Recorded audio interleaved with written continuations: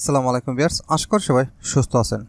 দর্শক, ভারতের সিকিম সীমান্ত থেকে ১৫০ কিলোমিটারের কম দূরত্বে ৬টি অত্যাধুনিক যুদ্ধবিমান জে-20 স্টিল ফাইটার জেট মোতায়েন করেছে চীন। গত ২৭ মের স্যাটেলাইটের ইমেজ থেকে এই তথ্য পাওয়া গেছে।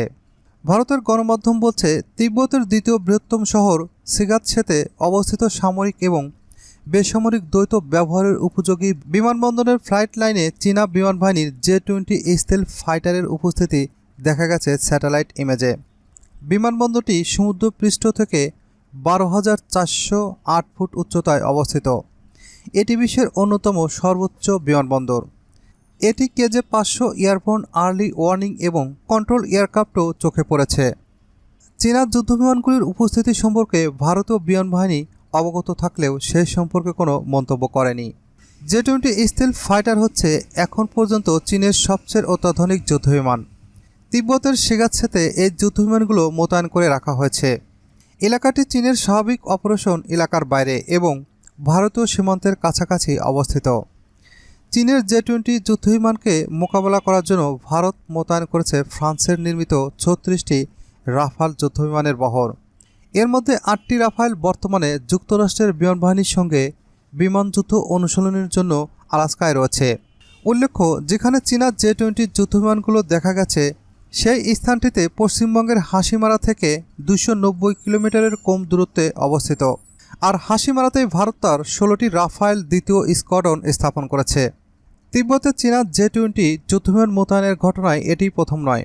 ২০২০ সাল এবং ২০২৩ সালের মধ্যে চীনের হোটান প্রিফেকচারের জিনজিয়াংয়ে যুদ্ধবিমানগুলো দেখা গিয়েছিল।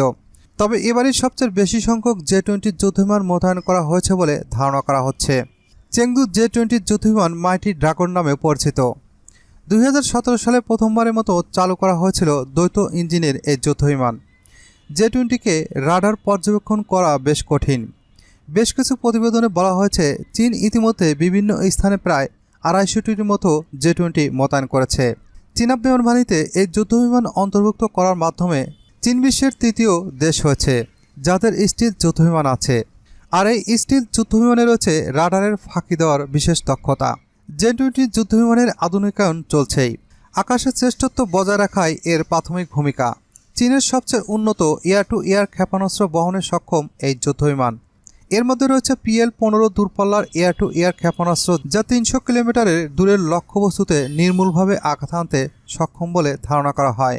অল সোর্স অ্যানালাইসিস সিমটাক বলছে, চীন গত ৫ বছরে তিব্বত এবং ভারতের নিকটবর্তী অন্যান্য অঞ্চলে ক্রমাগতভাবে তার আকাশ প্রতিরক্ষা ক্ষমতা বৃদ্ধি করেছে। এর মধ্যে প্রাথমিকভাবে ছিল নতুন বিমান ঘাঁটি নির্মাণ এবং বিদ্যমান বিমান ঘাঁটির অবকাঠামো উন্নত করা। চীন অন্তত অস্থায়ী ভিত্তিতে এই সীমান্ত অঞ্চলে জে-20 এবং H-6 এর মতো পারমাণবিক বোমা বহনে সক্ষম বোমারু বিমান মোতায়েন শুরু করেছে।